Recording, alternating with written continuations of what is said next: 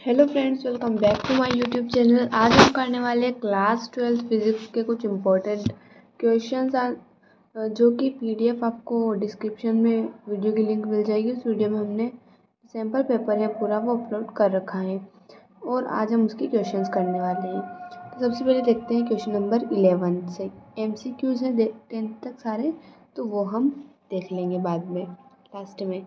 Question number 11 जो है वो कह रहा है define mobility of charge carrier. अब मोबिलिटी हमें पता है मोबिलिटी क्या होता है, तो यहाँ पर आंसर हमने लिख रखा है। Mobility of charge carrier is the drift velocity of charge carrier per unit electric field. यानी कि मोबिलिटी जो होती है वो क्या होती है, ड्रिफ्ट वेलोसिटी होती है पर यूनिट इलेक्ट्रिक फील्ड। यानी कि अगर एक यूनिट इलेक्ट्रिक फील्ड अप्लाई की गई है तो उस टाइम पे जो भी उसकी ड्रिफ्ट वेलोसिटी होगी वही उसकी क्या होगी, मोबिलिटी होगी, जिसे हम कहते हैं मोबिलिटी ऑफ चार्ज कैरियर। अब आगे देखते हैं हम इसका फॉर्मूला। यहाँ पर हमने लिखा है, इसका फॉर्मूला क्या होता है, V D equals to mu equals to V D by E. और इसकी यूनिट क्या हो जाएगी, इसकी यूनिट क्या हो जाएगी, किलोमीटर। क्या थी इसकी यूनिट, उसकी यूनिट क्या हो जाएगी, coulomb centimetre Newton inverse second inverse. ठीक है, अब आगे देखते हैं हम। आगे क्वेश्चन नंबर 12 है हमारा, right SI unit of magnetic susceptibility. तो मैग्नेटिक ससेप्टिबिलिटी क्या होता है, जिसे हम काई से डिनोट करते हैं।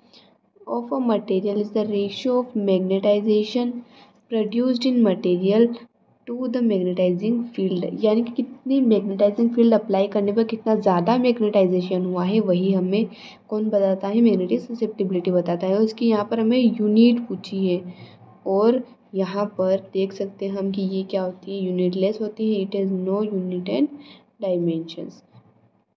ठीक है, क्वेश्चन नंबर 13 देखते हैं गाइस।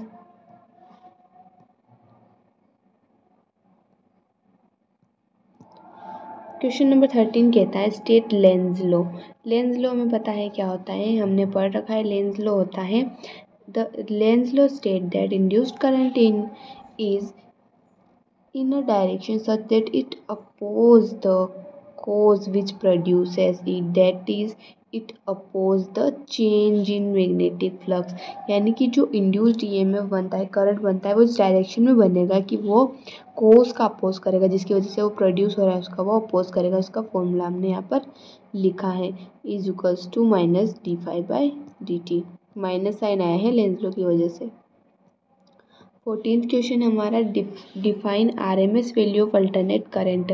आरएमएस वैल्यू क्या होती है, RMS value of alternate current is the root mean square और effective value of alternate current that gives same heating effect as DC current. DC current में जितना हीटिंग इफेक्ट मिलता है आईआरएमएस में भी उतना हीटिंग इफेक्ट मिलता है।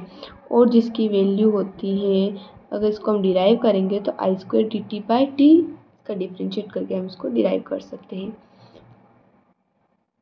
और आगे भी यहाँ पर इसका फॉर्मूला वो लिखा हुआ है कि इसको आई नॉट बाई रूट टू, इसको पूरा डेरिवेटिव करने के बाद हमारा आई नॉट बाई रूट टू मिल जाएगा। और रूट टू की वैल्यू को सॉल्व करेंगे तो 0.707 आई नॉट के इक्वल हमें मिल जाएगा आरएमएस वैल्यू ऑफ करंट। ठीक है, तो फटाफट से हम 15th क्वेश्चन देख लेते हैं। 15th क्वेश्चन क्या है हमारा, right expression for magnetic field at the centre of circular coil carrying current. तो यहाँ पर हमने इमेजिन किया है एक सर्कुलर कोइल है ये हमारी, जिसकी रेडियस r है और यहाँ पर हमने लेंथ एलिमेंट एज्यूम किया है।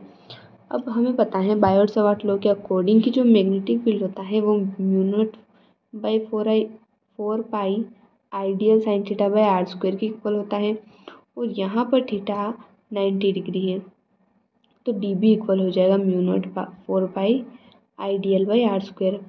अब अगर दोनों साइड हम इंटीग्रेशन करते हैं तो डी बी का इंटीग्रेशन तो भी हो जाएगा और बचेगा क्या, mu not I by r square जो कॉन्स्टेंट है इंटीग्रेशन से बाहर आ गया।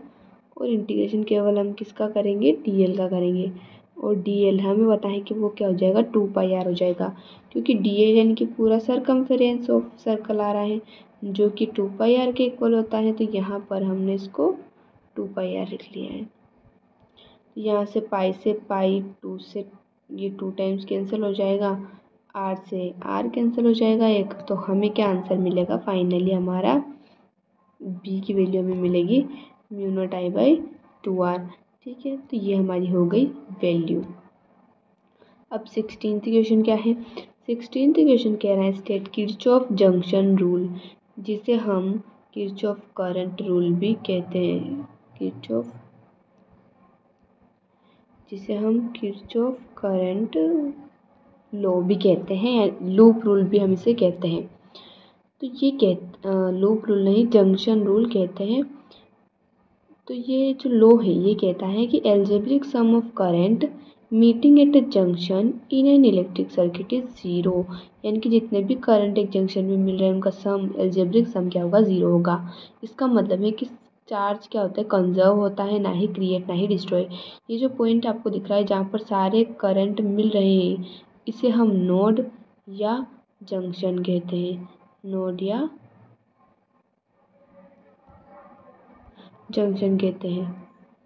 तो ये जो I1 I2 I3 है, ये क्या होंगे? सारे आपस में इक्वल होंगे। इक्वल होने का मतलब है कि जब हम इन्हें ऐड करेंगे, ये माइनस के क्यों है? क्योंकि आउटगोइंग करंट है, इसको 0 के इधर ले जाएंगे हम, तो ये प्लस के हो जाएंगे, I4 प्लस I5 हमें मिल जाएगा। ठीक है, यहाँ तक बात क्लियर है? कोई डाउट हो तो आप कमेंट में पूछ सकते हैं। यहाँ पर लिखा हुआ है this is based on law of conservation of charge, यानी कि चार्ज ना ही क्रिएट किया जा सकता है ना ही डिस्ट्रॉय किया जाता है। क्वेश्चन नंबर 17 देखते हैं, derive expression for energy stored in parallel plate capacitor. तो एनर्जी स्टोर का फॉर्मूला क्या होता है? एनर्जी स्टोर का फॉर्मूला, वर्क डन हम निकालेंगे और वर्क डन जो होता है वही एनर्जी के इक्वल आ जाएगा। कैपेसिटर है हमारा ये, और यहाँ पर इसका कैपेसिटेंस है C।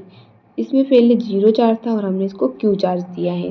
dV is equals to V dQ होता है, हमें पता है V Q/C होता है, तो Q/C dQ इसको हम लिख सकते हैं। अब इसका हम क्या करेंगे? इंटीग्रेशन करेंगे। तो ये देखिए,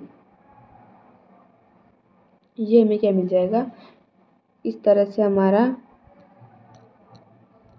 जो वर्क डन है उसका इंटीग्रेशन तो W आ जाएगा, और 1/C कांस्टेंट है, बाहर आ जाएगा, Q dQ का Q²/2 आ जाएगा, और लिमिट चल रही है 0 से Q तक। ठीक है, आगे देखते हैं आगे क्या स्टेप की है हमने। अब हम क्या करेंगे कि ये जो अपर लिमिट में से लोअर लिमिट माइनस करेंगे, तो हमारा क्या मिल जाएगा? Q²/2C हमें मिल जाएगा। अब हमें पता है QCV होता है, तो CV²/2C या फिर वर्क डन हमारा CV²/2 भी मिल सकता है। तो ऐसे तो हम बहुत सारे फॉर्मूला निकाल सकते हैं, पर C की वैल्यू V की वैल्यू पुट करके हम निकाल सकते हैं बहुत सारे फॉर्मूले। जनरली मैं तो यही याद करती हूँ, क्योंकि एक फॉर्मूला याद कर लीजिए, उससे कितने ही निकाल सकते हैं। याद नहीं करना, मतलब एक डिराइव कर लीजिए तो आपको याद रह जाएगा। क्वेश्चन नंबर 18 है, अ cell of EMF 2 volt and internal resistance 0.5 ohm is connected across a 5 ohm resistor. Calculate terminal voltage and current. हमें यहाँ पर एक गिवन है, हमने यहाँ पर लिख लिया है, EMF गिवन है, इंटरनल रेजिस्टेंस जिसे हम स्मॉल r से डिनोट करते हैं वो 0.5 है, रेजिस्टेंस 5 ओम है, वोल्टेज और करंट हमें फाइंड करना है। कैसे करेंगे find? I is equals to क्या होता है? EMF बाय रेजिस्टेंस, और टोटल रेजिस्टेंस R+R हो जाएगा। क्या हो रहा है गाइस इस PDF के?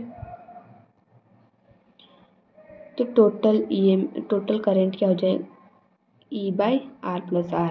तो ये हमारा 0.36 एम्पियर हमें मिल जाएगा। वोल्टेज की हम बात करें तो वो IR के इक्वल होता है, 0.36 इंटू में क्या लिखा है गाइस हमने? रेजिस्टेंस की वैल्यू 5 है, तो 1.8 वोल्ट हमें मिल जाएगा।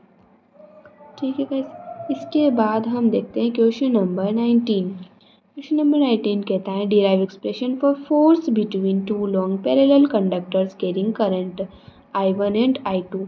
तो मान लेते हैं ये 2 पैरेलल कंडक्टर्स हैं जिनके पास करंट है I1 एंड I2 रिस्पेक्टिवली। इन दोनों के बीच की डिस्टेंस है 1 मीटर।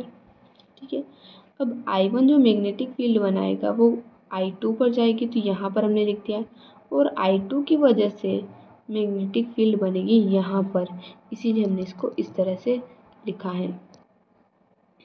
ठीक है गाइस, तो अब यहाँ पर क्या होगा, इसको सॉल्व कैसे करेंगे आगे देखते हैं हम। जैसे फोर्स हमारा क्या होता है, ILB होता है, लेकिन हमने यहाँ पर लेंथ को 1 मीटर माना है, तो हम इसको IB लिखेंगे। और देखिए फोर्स जो होगा वो फर्स्ट हमारा फोर्स लगेगा वो देखिए आप, करंट तो I1 रहेगा, लेकिन मैग्नेटिक फील्ड यहाँ पर कौन सी है, B2 है, तो हम B2 लिखेंगे।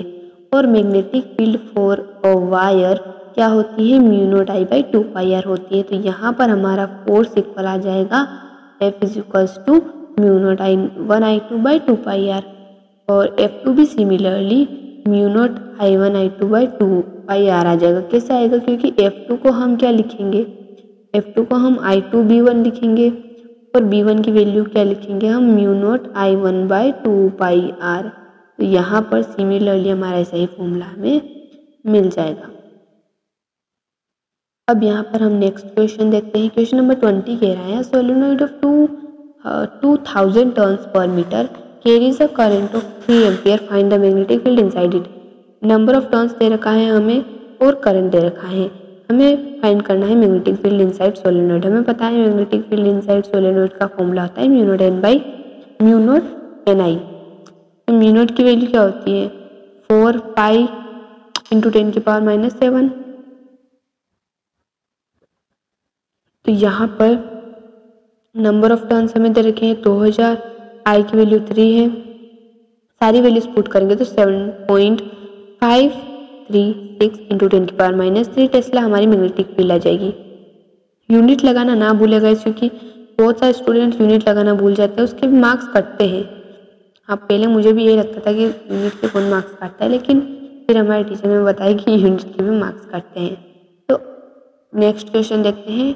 10 microfarad capacitor connected to 220 volt 50 hertz AC source, calculate reactance and RMS current.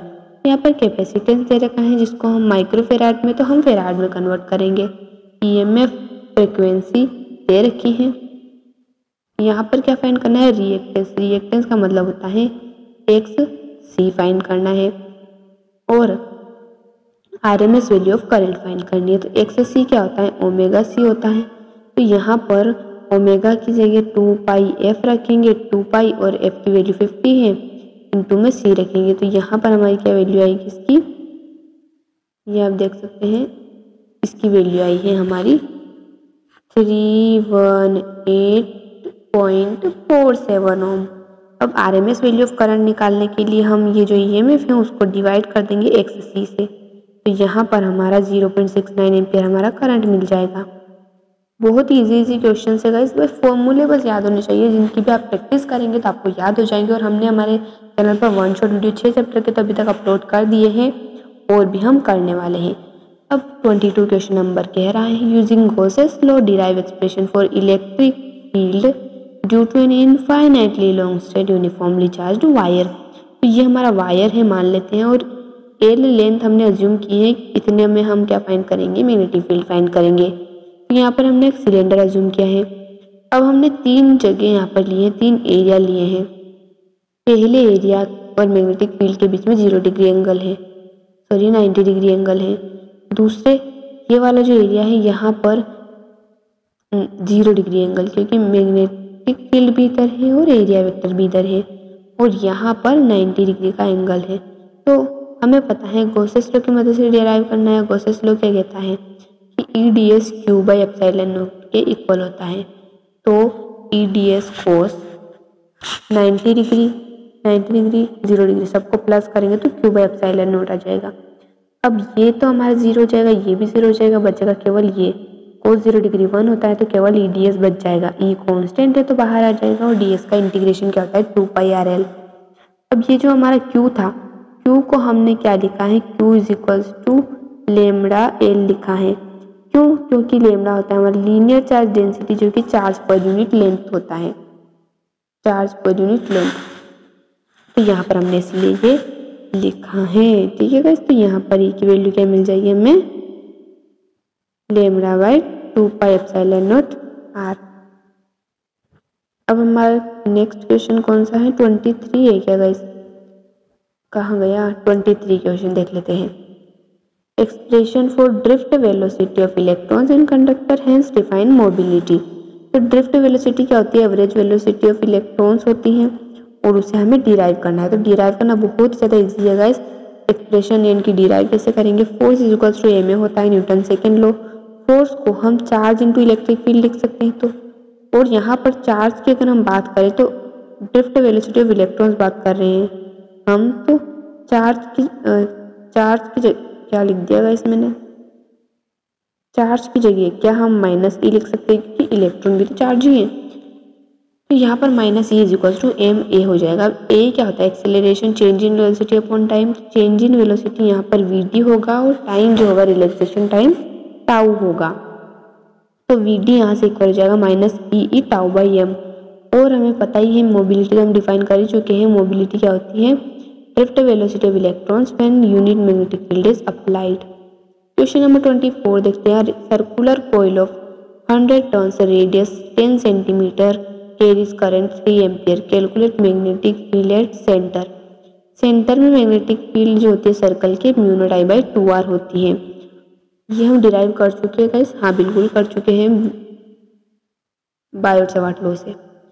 सारी वैल्यूज हम यहाँ पर पुट करके आंसर निकाल लेंगे और आंसर क्या आएगा हमारा? 1.8 इंटू 10⁻⁵ टेस्ला। अब 24 क्वेश्चन नंबर हो चुका है हमारा। क्वेश्चन नंबर 25 देखते हैं। Coil of 500 turns area 0.02 metre square rotate at 50 hertz in magnetic field of 0.1 tesla. Calculate the maximum EMF induced. तो हमें जो जो दे रखा है वो सबसे पहले हम यहाँ पर लिख लेंगे। ये सारी चीज़ें हमें गिवन थी। अब मैक्सिमम ईएमएफ ई नोट की वैल्यू क्या होती है? एन बी ए ओमेगा होती है। तो सारी ही वैल्यू हम यहाँ पर पुट करेंगे। ओमेगा की जगह 2 पाई एफ रखेंगे। 2 पाई की वैल्यू में पता है और एफ हमारा गिवन है। तो ये हमारा क्या हो जाएगा गाइस? 314 वोल्ट हमें ईएमएफ मिल जाएगा। क्वेश्चन नंबर 26 देखते हैं।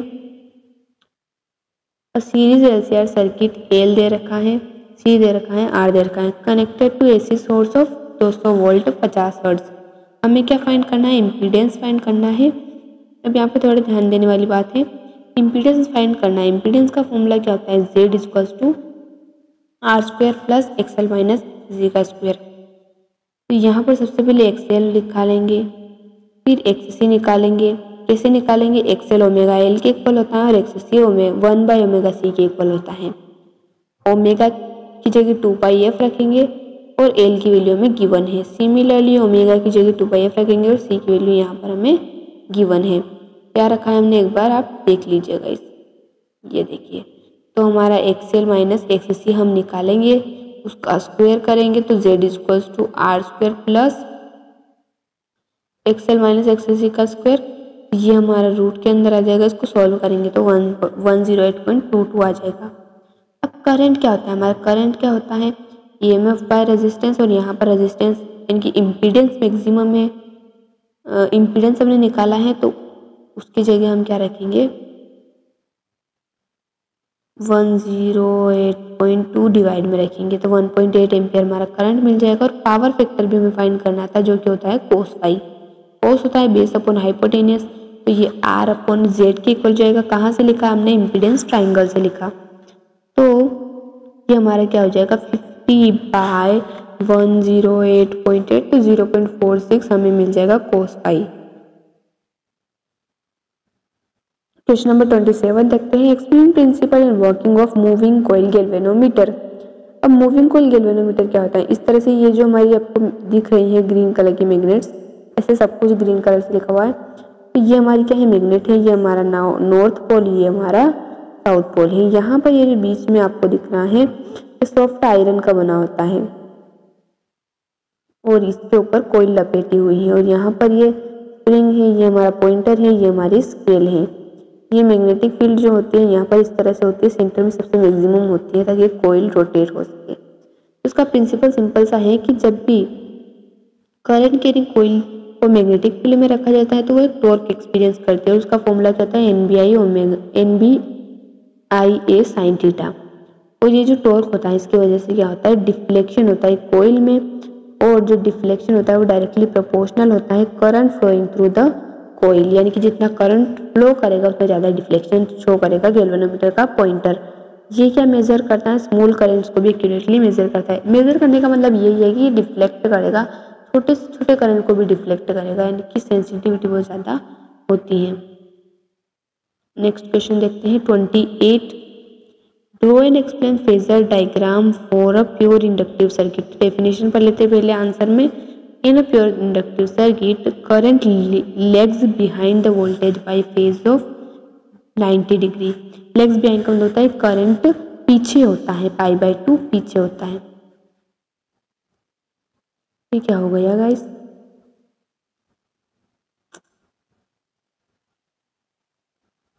तो यहाँ पर ये हमने यहाँ पर क्या किया, इसको डिराइव भी करेंगे। तो E = L/di/dt होता है, और E की जगह हमने क्या लिखा है, E0 sin ωt लिख दिया है। अब हम क्या करेंगे कि इसको di को एक तरफ रखेंगे, बाकी सबको एक तरफ भेज देंगे। तो di ये इक्वल हो जाएगा E0 sin ωt dt/L।